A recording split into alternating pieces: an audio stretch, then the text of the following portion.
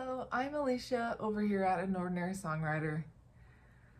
And I just wanted to ask you, have you ever decided to do something?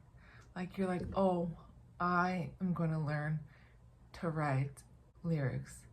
Or I'm going to learn to play guitar or the piano or X, Y, and Z, whatever it is. I know I have, or I've decided that, I'm gonna work on this. I'm gonna get better at this. And then, you don't do it. Maybe life is too busy and you don't have time, right? I've told myself I don't have time, and then I look back at the past 5 years and I'm like, oh, if only I would have spent 15 minutes a day or an hour a week, playing my guitar. Like, how much further along would I be right now? How many more songs would I have written by now? Sure, when I get a melody in my head or a line comes to me, I write it down. I try to record it.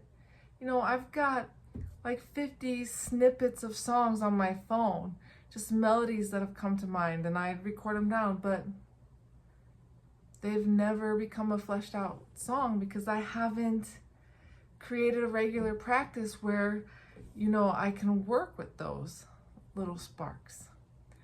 And so today I want to talk about the importance of setting an intention, right? Setting an intention and creating a space where you can work on your craft, be it, writing lyrics or your instrument of choice or, whatever it is. Because the reality is our lives are made up of these minutes that they seem inconsequential in the moment, but they add up and they become something. They become a lifetime. And how you spend your minutes and the moments in your life are how you spend your life, right? So you want to make sure that you are making room for the things that are important to you, the things that matter to you, the things that you feel called to do. And if you're watching this video, I'm guessing that you feel called to work on writing lyrics, whether it's starting from scratch or whether it's writing better lyrics or from whatever standpoint you are at right now. So the first thing, I challenge you to do is to just take a moment and think about your intention, right? Because the first step to doing something is setting an intention and making that intention concrete. Like, we're talking or writing this intention down. Like, we're talking making this intention your mantra. Okay, like I get up at 5 a.m. because that's when I have time to myself.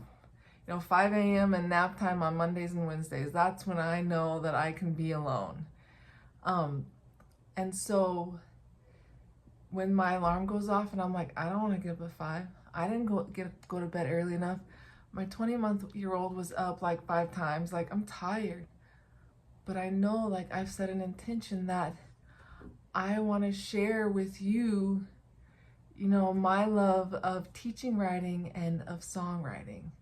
And so, I get my ass out of bed, right? But, and so it's important to set an intention because it's easy to forget. It's easy to get caught up in life and just forget that you wanted to do something.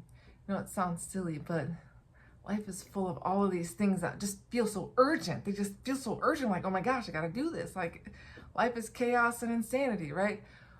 But when you can add in a little clarity and a little intentionality to your life, you'll realize that you are actually capable of doing so much more than you thought, right?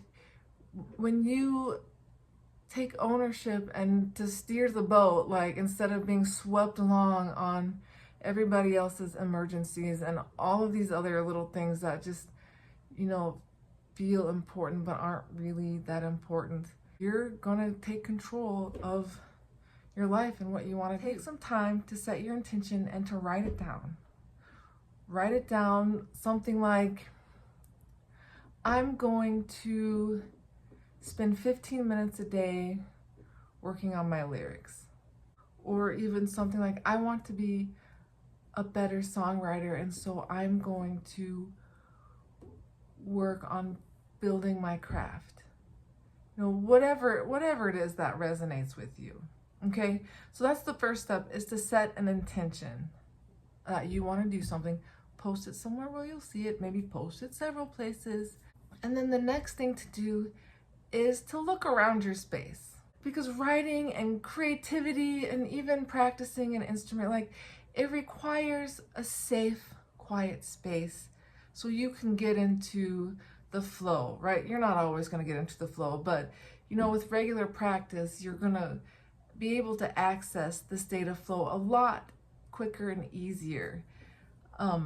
But a really important component is having a space where you feel safe, right? Otherwise your body's going to be like on the alert, like, oh, it's waiting for, oh, someone going to interrupt. Or maybe your house is like mine and it's just, stuff is everywhere and you just can't wrangle the mess. And like, I don't know about you, but the mess like stresses me out. Like, there's no way like I could sit in my dining room or my living room and be creative, because there's just, I have 3 kids, like, it's just nuts. But I can go to my room and shut the door and sit on my bed, lock the door, and maybe I need to make myself a do not disturb sign, right? It's important that your space feels calming, it feels safe, it feels like a space that you can relax in. Because, you know, writing lyrics, writing songs, it's like having a conversation with yourself, right?